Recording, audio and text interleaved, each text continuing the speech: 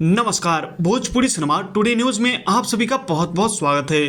दोस्तों, आप तो इन्हें जानते होंगे, मालती चौहान और विष्णुराज को, जो कि एक बहुत ही फेमस यूट्यूबर है।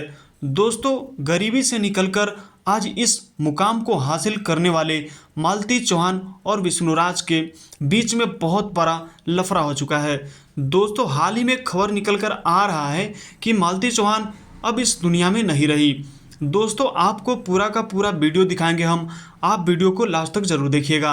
दोस्तों, मालती चौहान जो कि एक बहुत ही फेमस चेहरा है, दोस्तों हाल ही में इन्होंने खुदकुशी कर ली, यानी फांसी लगाकर आत्महत्या कर ली।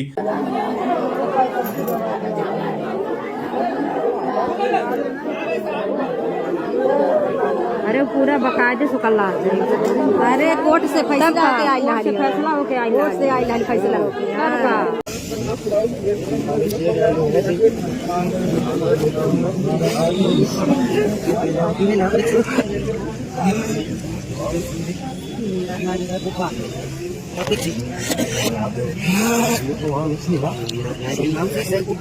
दोस्तों, आपको इस वीडियो से पता चल गया होगा कि मालती चौहान रियली में खुदकुशी कर ली। दोस्तों, बहुत जल्द आपको पता यह चलेगा कि आखिरकार मालती चौहान ने खुदकुशी क्यों की, या किसी के द्वारा कराया गया, या विष्णु राज ने हत्या कर दिया।